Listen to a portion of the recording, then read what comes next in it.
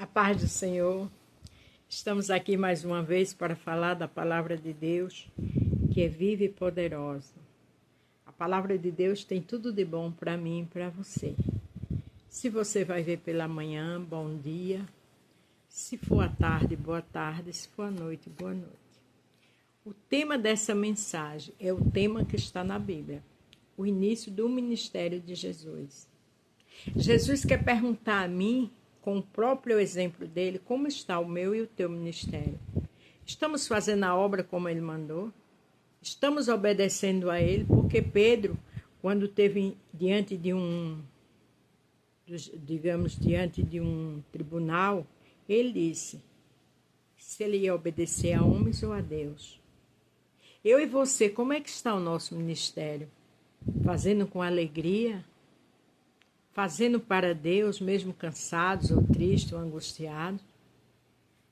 O início do ministério de Jesus. E ele ensina hoje a mim e a você. Mateus 4, do 12 ao 17. Jesus, porém, ouvindo que João estava preso, voltou para a Galiléia. João estava preso por Herodes. Jesus soube. Mas Jesus sabia o que ia acontecer com João. João ia ser decapitado. Mas aquele era um propósito. Chegou a hora de João. Porque muitas vezes a gente diz, mas meu Deus, Jesus não pode fazer? Sim, mas os propósitos dele, os projetos deles, quem resolve é ele. Ele sabia que aquilo ia acontecer. Deixando Nazaré, foi habitar em Cafarnaum, cidade marítima, nos confins de Zabulon e Naftali. Veja que ele saía de uma cidade para outra. Mas ele ia em quê? Numa missão. Missão de pregar.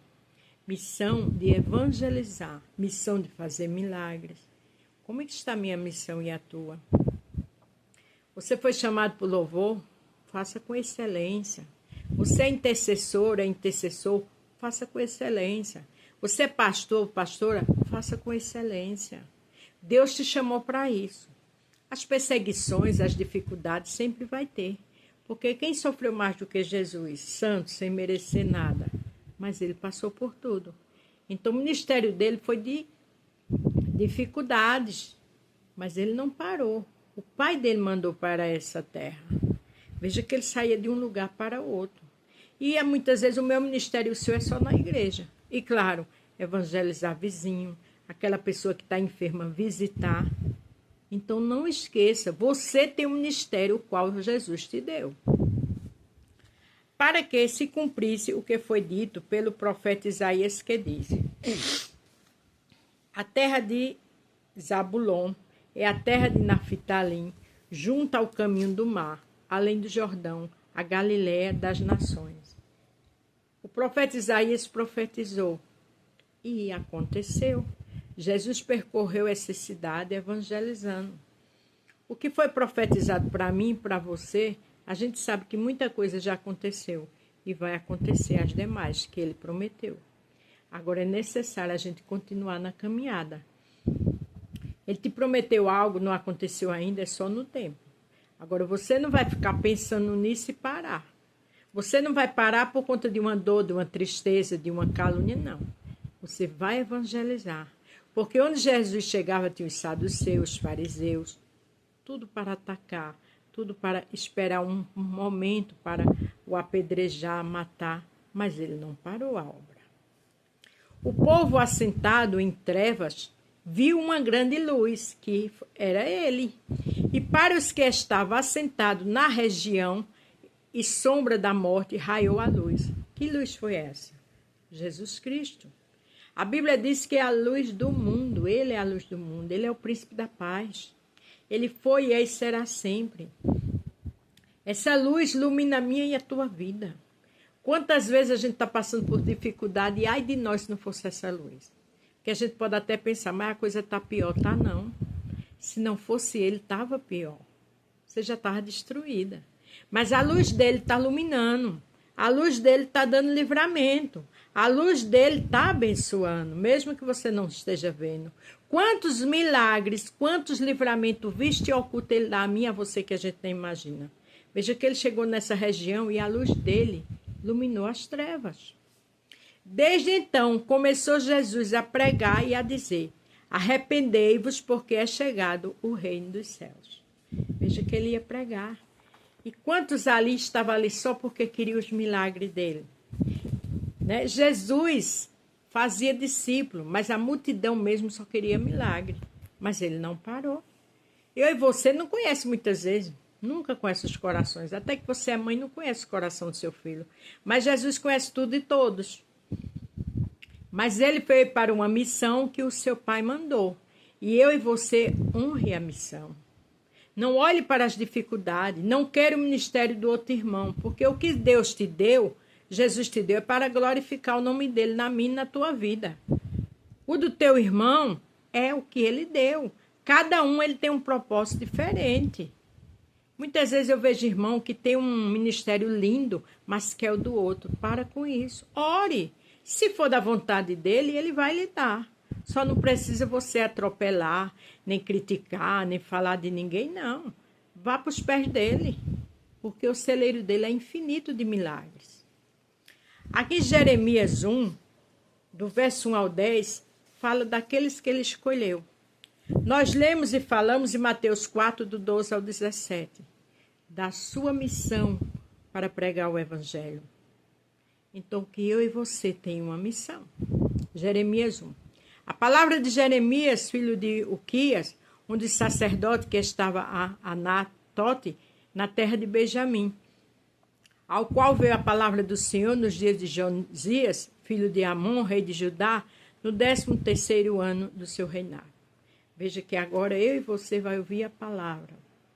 A palavra de quem chama, a palavra de quem ordena, a palavra de quem te deu um ministério para ser feito para a glória dele. Ele veio também nos dias de Joaquim, filho de Josias, rei de Judá, até o fim do ano, o 10º de Zedequias, filho de Josias, rei de Judá, até que Jerusalém foi levada em cativeiro no 5º mês. Veja que aqui esse povo foi levado no cativeiro, estava sofrendo, mas o Senhor ia falar com eles. E às vezes você está em determinadas situações difíceis. Mas é em situações difíceis ouvir na voz do Senhor. É em situações difíceis fazendo a obra. Porque ele não disse que seria fácil. Ele disse, no mundo tereis aflições. Tem de bom ânimo que eu venci o mundo. Então, independente da sua situação, continue adorando, faça a obra. Porque não tem mais quem sofreu e pagou um preço terrível como foi Jesus. Assim veio a minha palavra do Senhor dizendo, escuta o que ele diz para mim e para você. Antes que te formaste no ventre, te conheci, e antes que saíste da madre, te santifiquei as nações, te dei por profeta. Gente, isso foge da mente humana. Mas antes que a gente nasceu, ele já nos conhecia. Tem milhões de pessoas no mundo, e ele escolheu a mim e a você para uma grande obra. Se sinta honrado, honrada, agradeça. Muitos queriam estar no nosso lugar. E muitas vezes nós passamos a ser ingrato, fazer por fazer, como ativismo. Não, é fazer com gratidão. É fazer entendendo que tudo nessa vida passa, só não os poderes de Deus. Então disse eu, Senhor Jeová, eis que não sei falar porque ainda sou um menino.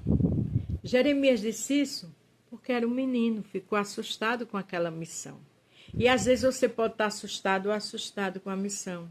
Às vezes é uma coisa dolorosa que as pessoas criticam, mas tem um chamado aí. Ele te chamou, ele me chamou. É melhor obedecer do que sacrificar. Porém, disse-me o Senhor, olha o que o Senhor diz a mim e a ti. Não diga eu sou um menino, não mostre suas dificuldades. Porque a todo aquele eu te enviar, a quem eu te enviar irás, e tudo quanto eu te mandar, falarás. Tem horas que é necessário a gente falar. Eu, por exemplo, Jesus me usa muito com palavras duras. É difícil, Com certeza eu sou crucificada. Mas eu tenho que obedecer a Ele. Eu tenho que fazer a vontade dEle. Eu tenho que glorificar o nome dEle. Porque o que Ele manda, Ele se responsabiliza. Eu e você falar algo que não sabemos, mas quem vai ouvir sabe onde é que está, o que precisa ouvir. Então, não diga que você é um menino. Não mostre sua faculdade, suas dificuldades, não. Porque ele te deu tudo isso, mas tu tem que fazer a obra dele. Porque primeiro buscar o reino do céu e a sua justiça. E as demais coisas serão acrescentadas. O próprio Jesus fez com alegria, tão atacado, tão julgado, mas ele fez. Eu e você jamais pagaria 1/3 do que ele pagou por nós. Faça a obra dele. Não temas diante deles, porque eu sou contigo para te livrar, diz o Senhor. Não temas, não. Você fala, alguém critica, alguém zomba, alguém te ataca. Não temas, não, que o Senhor te livra. Mas o Senhor conta comigo e com você para fazer a vontade dele. Porque quem chamou não foi o homem, foi ele. Ele se responsabiliza. E estendeu o Senhor a sua mão, tocou na boca e disse-me: eis que ponho as minhas palavras na tua boca. O Senhor coloca palavras na minha e na tua boca. Às vezes não temos capacidade. A gente não conhece o coração de ninguém, o dia a dia de ninguém. Só o nosso e quem está conosco. E muitas vezes nem quem está conosco a gente conhece tudo. Mas o Senhor conhece. Eu vou voltar a repetir. É melhor obedecer do que sacrificar. Faça e obedeça. O Senhor sabe porque escolheu a mim e a você. Aí o 10 diz o seguinte: olha, põe-te neste dia sobre as nações. Ele está colocando eu e você sobre nações, sobre igreja, vizinho, família. E sobre os reinos, pessoas de autoridade. Para arrancares, para derrubares, para destruíres e para arruinares. E também para edificares e para plantares. Ele coloca a gente para dar palavra de exortação, palavra de bênção, palavra de orientação. Ele usa a gente como ele quer.